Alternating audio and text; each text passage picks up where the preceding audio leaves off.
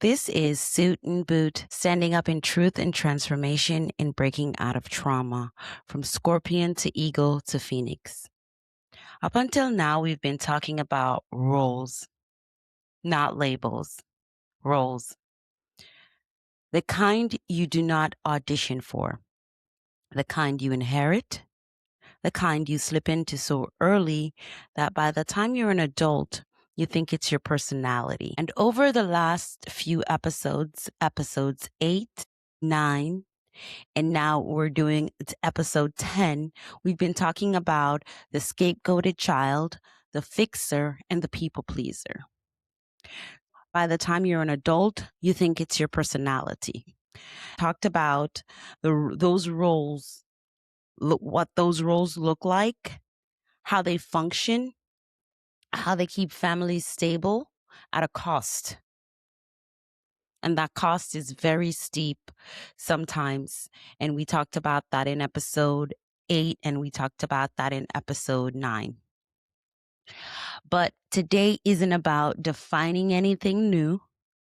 Today is about something harder. Today, it's about what happens after you realize. Now, once you realize that you've been the scapegoated child, the fixer, and the people pleaser, you can't go back. And what do you do after you've identified that these roles are roles that you've been living, that have been placed upon you?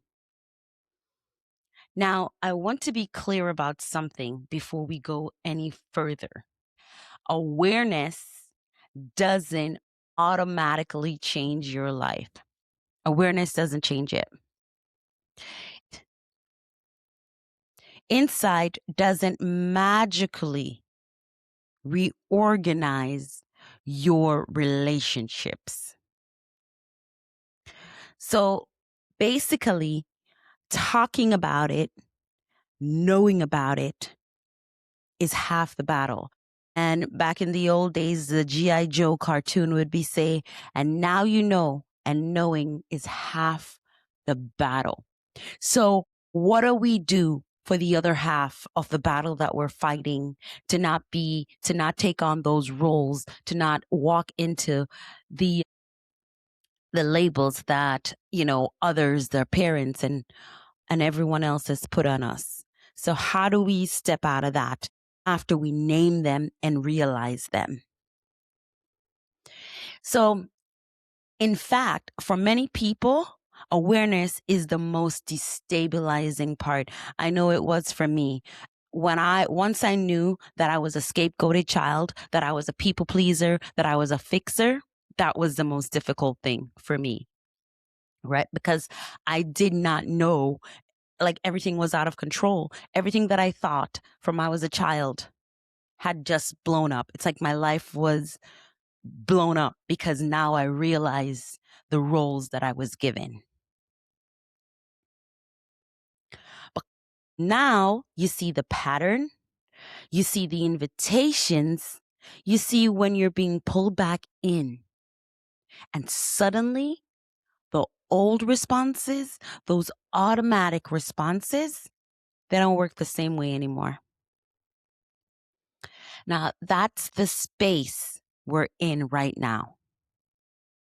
This episode lives in the in-between, the upside down, so to speak, if you watch Stranger Things. Who you had to be and who you're choosing to become. That's it, the in-between right there. So we're kind of stuck in the middle. And that in-between, it is absolutely uncomfortable. It's super uncomfortable. It's quiet. And it's lonely sometimes. But the upside, it is such a powerful place to be in, because now you get to choose who you want to be moving forward. Now, with all the downsides, let's talk about the upside. Let's talk about the benefits. Let's talk about how we move forward after we realize that we are the scapegoated child, After we realize that we're the people pleaser and the fixer, what do we do? How do we move forward? And I want to say something that might surprise you. You don't end these roles by rejecting them. You end them by outgrowing their usefulness. Now, let's slow this down. The scapegoat didn't exist because you were weak. The fixer did not exist because you were controlling. The people pleaser didn't exist because you lacked boundaries. Now, those roles, and a lot of times we think we know why the roles existed and we think we know what to do. Now, as I said, the fixer didn't exist because you were controlling. The scapegoat didn't exist because you were weak. The people pleaser didn't exist because you lacked boundaries. They existed because someone had to hold on to the system.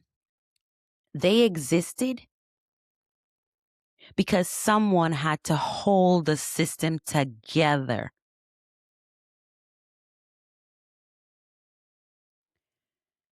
Now, at one point, being hyper aware kept you safe. Being useful kept you included. Being agreeable kept the peace. Now, those roles that I just talked about, they were adaptive roles. They were the roles that you were thrown into and you didn't have a choice. You just had to pick up with what you were given because you were either a child, you were not in a position of power. The adults were in the position of power, not you. So if you're listening to this and feeling grief instead of relief, that's normal. Because you're not just letting go of behavior, you're letting go of a sense of purpose, a sense of belonging, a sense of identity. And here's the part nobody says out loud. When you stop playing your role, the system reacts. Not because you're wrong, but because the system was built around your compliance. Now let's talk about the loneliness of choice. There's a moment that happens after awareness. You pause before responding. You don't fix. You don't smooth it over. You don't volunteer yourself. And suddenly there's space. There's room for you to know who you are, for you to find yourself again, find your identity. Who are you when all that space is available, when all that noise has stopped, all that chaos is softened and it's sitting around you? That space can feel painful, it can feel peaceful, or it can feel terrifying because for the first time, you're not reacting. You're choosing. And choice comes with responsibility. It's a very heavy burden no matter what, because now someone else is not leading you. Someone else is not telling you what to do. Someone else is not telling you how to conduct yourself. That's a big responsibility. Big girl panties. You got to put on those big girl panties and make your own choice because you can't blame someone else for your decisions at that point. But the big thing is, and the perfect thing is, this is not responsibility for other people. This is responsibility for yourself. And this is the part where people start to say, I feel selfish. I feel cold. I feel like I'm changing. But it's not really you saying these things. It is your conditioned response. It is your history. It is the past saying these things, the cold and the changing. You are changing, even though it's the system saying that. And that's a good thing because change is growth and changing does not turn you into someone worse. It changing you into someone that is self-direct, someone that is autonomous, someone that has their own choice. Now, earlier in this season, I introduced a language that helped organize what many of us were already living and experiencing and feeling. And that language we called scorpioning, the scorpion, the eagle, and the phoenix. I'm not going to reteach it here, but what matters now is this. This how you're moving forward, how you're identifying yourself and your autonomy and your choices. And we know that survival got us here. Awareness showed us the pattern. Choice, that is what breaks it. That is what breaks the chain. And that is what gets us on a healing journey to breaking generational cycles and generational traumas. So choice looks like this. It's pausing instead of explaining, letting someone be disappointed, not answering immediately, and not volunteering yourself for doing whatever they need, or not volunteering your nervous system because someone needs something from you. Choice doesn't have to be announced loudly. It could be quiet, could act like nothing is happening. But inside you, you are being autonomous. You're making choices. You're making the decisions to move in the way that you decide, the way that I decide, and not the way that someone has instilled in me for years, though not the way that someone has told me that I needed to conduct myself. Most of the time, that choice is just quiet. It's uncelebrated.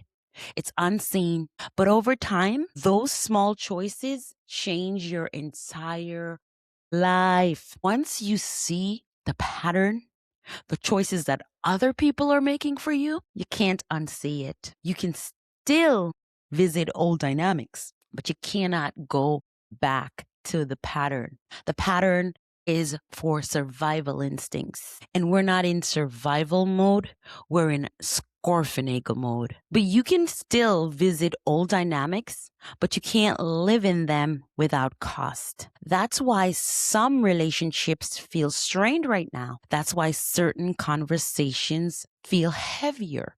That's why you're noticing who engages with you when you're performing. That is not failure. That is recalibration. And here's the truth that is hard to accept sometimes. Some people preferred you better when you were predictable, but your growth removes their leverage. It removes their control. It removes what they held over you so that you can take your autonomy back, so you can take yourself back. Now, the rest of the few episodes of this season is not about rules. It's about burnout after achievement. And we're going to talk to some fabulous guests, some young ladies in the 2 season episodes that we have coming up remaining for the season, right? Now, we're going to talk about, like I said, burnout after achievement, the non-traditional paths that we took to get to where we needed to go after we realized, after we became aware, after we took our lives back, after the autonomy of us. And we're going to talk about reinvention after collapse, building something that didn't exist for you. We're moving from why did this happen to me to what do I choose now? So we're going from why did this happen to me to what do I choose now that I see it? That's not a small shift. That's a huge shift. That's a mountain, not a molehill. But most importantly, that's an adult shift, because with this shift comes the responsibility, the autonomy, and the choices that we talked about earlier. And that requires discernment. It requires boundaries, tolerance for discomfort, and it requires support. It requires your people, your tribe. And once you find your people, once you find your tribe, you're unstoppable. And that's the reason I am not walking this alone. When with my people, with my tribe, I become unstoppable. We become unstoppable. And in the next episodes, you'll hear from women who didn't just recognize the pattern, they lived through it. And they lived through the moment where the old identity stopped working. We're going to talk to women who burned out and came home to themselves. They reclaimed themselves, they took their autonomy back, and they turned that pain into purpose, and they rebuild on their own terms. And that's what SCORF is about. That's what Suit and Boot is about. Standing up in your truth, breaking in your and breaking out of trauma. And at the end of this season, I'll be joined by someone who has been here since the beginning to help us integrate what we've uncovered, not just emotionally, but responsibly. Insight, because insight without integration is just information.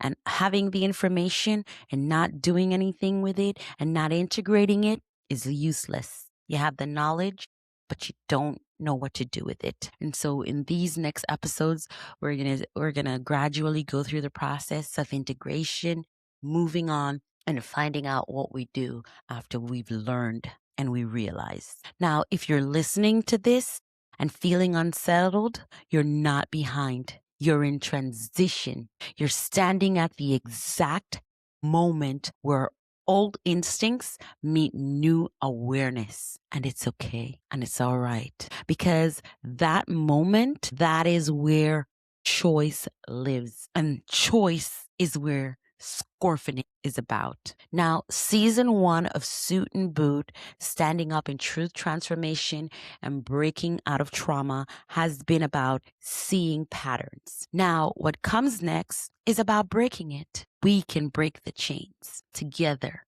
with support, with awareness, with choices. Thank you for joining me.